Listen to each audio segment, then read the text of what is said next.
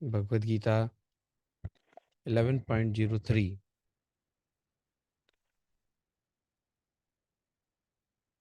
एवमेतद् यथा त्वम् आत्मानं परमेश्वरं दृष्टुमिच्छामि ते रूपम। अब जैसे ही उनको गुणों के बारे में बताया 10वें अध्याय में, तो अर्जुन को एक बहुत उत्सुकता हो गई कि भगवान, मैं आपके बारे में और जानना चाहता हूँ और समझना चाहता हूँ कि कृपया मुझे अब आप अपना एक एक बड़ा फॉर्म दिखाइए, यूनिवर्सल फॉर्म दिखाइए। जो फॉर्म यशोदा मैया को दिखाया गया था, जो फॉर्म दुर्योधन को दिखाया गया था, वही फॉर्म अर्जुन भी चाहता है कि मुझे दिखाइए। अब कोई कहेगा कि क्या अर्जुन को विश्वास नहीं था कि जो भी भगवान बता रहे हैं कि क्या वो सही है, क्या वाक़ई में वो ही वो भगवान है? लेकिन कहते हैं अर्जुन चाहता था कि बाकी के लोग, जो बहुत सारे लोग हैं, भगवान के बारे में कोई, एक्चुअली क्या है कि कुछ लोग बोलते हैं कि भगवान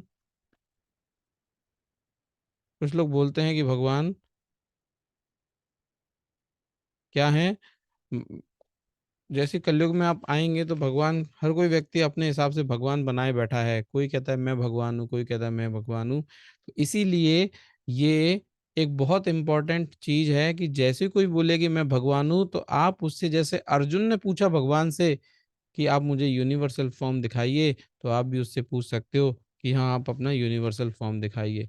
कि हमें किसी को ऐसे ही भगवान नहीं और भगवान का अवतार नहीं मान लेना चाहिए, हमें मानना चाहिए उसके क्रियाकलापों से। कहते हैं ना, अति मर्त्यानि कर्माणि, ऐसी जो उनकी एक्टिविटीज़ जो और मनुष्य लोगों से डिफरेंट हो, बहुत ही अलग हो।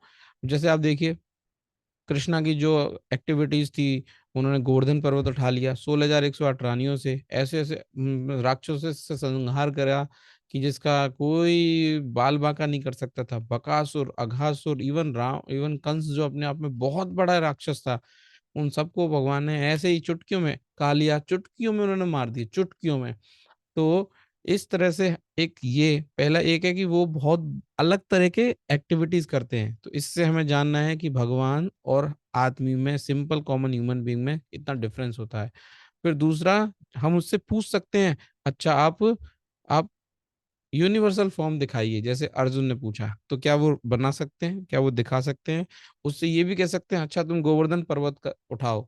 एक बार प्रभुपाद जी के पास में कोई व्यक्ति आया, तो प्रभुपाद जी ने उससे पूछा, अच्छा तुम अपना जो वॉशरूम है, मतलब आप पेशाब को रोक सकते हो? तो उसने बोला कि जब तुम अपने पेशाब को नहीं रोक सकते, तो तुम कैसे क्लेम कर सकते हो कि तुम भगवान हो? अरे भगवान तो सब कुछ कंट्रोल कर सकते हैं। तो तुम अपने खुद के पेशाब को नहीं कंट्रोल कर सकते, तो कैसे तुम किस दुनिया भर को कंट्रोल करोगे? ऐसे ही जब भी कोई शुद्ध भक्त के सामने भगवान का कोई बोलता था कि हम भगवान हैं, मैं भगवान हूँ। इवन आप यकीन नहीं मानेंगे, कृष्णा के सामने भी एक व्यक्ति कृष्णा के सामने आके बोलता है कि मैं भगवान हूँ। अब भगवान इतना इतना हंसे उसके सामने, उसके पास कौस्तुभ ज्वेल भी था उसके पास।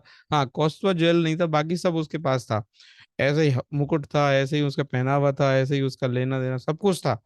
लेकिन फिर भी तो भगवान उससे हंसे और फिर बाद में भगवान ने उसका संहार किया। तो हमें ऐसे ही किसी को यूनिवर्सल फॉर्म, किसी को भगवान नहीं मानना है।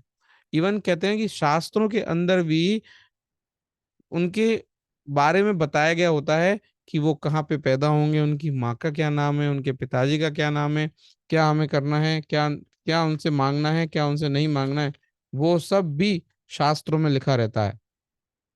इस तरह से हमें ये इन्कार्नेशंस को समझना है।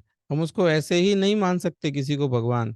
अब इसमें कहते हैं कि मैं आपको एक बहुत अच्छी बात बताता हूँ कि केवल क्या होता है कि जो भगवान और भगवान जैसे लोग होते हैं, उनके अंदर 32 साइन होते हैं, 32। ताकि हम इमीडिएटली चेक कर सकते हैं। जब चैतन्य महाप्रभु का जन्म हुआ था, तो नीलांबर चक्रवर्ती, उनके जो नाना जी थे, उन्होंने ये 32 साइन देखकर बता दिया था कि ये ऐसे ही राम के साथ में, ऐसे ही कृष्ण के साथ में, ऐसे ही बलराम के साथ में, ऐसे कितने जो भी भगवान के इनकारनेशन हुए या स्वयं भगवान है, उनके ये 32 साइन होते हैं। कौन कौन से होते हैं? देखो इसमें लिखा हुआ है। एक होते हैं 5 लार्ज पार्ट्स। कौन कौन से? नाक हो गई, आर्म्स हो गए, उसकी थोड़ी हो गई, उसके आंखें हो गई और उसके घुटने हो गए। उसके अलावा 5 फाइन पार्ट्स होते हैं, जिसमें एक होता है स्किन, एक होता है फिंगर टिप्स, एक होता है टीथ, एक होता है हेयर और एक होता है body. Body, hair on the body and hair on head, ये फाइन पार्ट्स हैं। दोबारा, skin, finger tips, teeth, hair on the body, hair on the head. उसके बाद 7 रेडिश, लाल, एकदम लाल पार्ट्स होते हैं, वो होते हैं आंख होती हैं, उसके तलवे होते हैं, उनके हथेली होती हैं, जो उसका जीभ का पैलेट होता है वो होते हैं, नाखून होते हैं, और अपर लोअर लिप्स, ऊपर नीचे के लिप्स होते हैं। ये रेडिश लाल होते हैं। देखिए तभी लिपस्टिक लगाते हैं हम सब लोग। हम सब लोग मतलब माता जी, वो सब। 6 रेज्ड पार्ट्स, रेज्ड पार्ट्स क्या होते हैं? चेस्ट हो जाते हैं, शोल्डर, चेस्ट मतलब छाती, शोल्डर आपके कंधे, आपके नेल्स, नोज, और वेस्ट, माउथ, ये 6 रेज्ड पार्ट्स हैं। ऐसे ही 3 स्मॉल पार्ट्स भी होते हैं। वो कौन से हैं? बिल्कुल छोटी सी उसकी गर्दन होगी, छोटे से उनके जांग होगी, और उनके मेल ऑर्गन्स, प्रोडक्ट रिप्रोडक्शन के जो ऑर्गन्स होते हैं, ये बहुत छोटे होते हैं। ऐसे ही 3 ब्रॉड पार्ट्स होते हैं। ब्रॉड पार्ट्स में क्या आते हैं? उनकी कमर, और उनका फोरहेड, और उनकी छाती, ये बहुत ही ब्रॉड होते हैं, बड़े होते हैं। हम्म कहते हैं जो जो जो आर्म्स होती हैं वो है ना घुटनों के नीचे तक आ जाती हैं। ऐसे ही 3 ग्रेव पार्ट्स, वो कौन कौन से होते हैं? Naval, voice, and and existence, ये ग्रेव होते हैं। तो ऑल टुगेदर ये कितने हो गए? 32 symptoms of a great personality. तो इसलिए अर्जुन ने उनको बोला कि भगवान मैं आपके ये यूनिवर्सल फॉर्म देखना चाहता हूँ। उनको आवश्यकता नहीं है, उनको तो पहले से ही पता है कि ये भगवान है, लेकिन वो दुनिया जमाने भर को बताना चाहते हैं कि यूनिवर्सल फॉर्म। अब यूनिवर्सल फॉर्म का दूसरा क्या है? कि जैसे ही हमें भगवान को, हम सिंपल 2 हाथ वाले भगवान को हम सरेंडर नहीं होते, तो क्या है, कलयुग में है लोग कुछ बड़ा चाहते हैं, कुछ बहुत बड़ा देखते हैं, तो वो सरेंडर होते हैं, तब उनको झुकने का मन करता है। ऐसे ही जब हमारा यहाँ पे छोटा सा, बिल्कुल छोटे से कमरे में हम वर्शिप किया करते थे, हम बहुत लोगों को बुलाते थे कि आप मंदिर आइए, मंदिर आइए, मंदिर आइए। लेकिन जैसे ही थोड़ा बड़ा मंदिर बना, तो बहुत सारे लोग यहाँ पे आने लगे। जयपुर की कम से कम 60% जनसंख्या यहाँ पे आ चुकी है, दर्शन कर चुकी है, कभी ना कभी उन्होंने यहाँ पे आए हैं।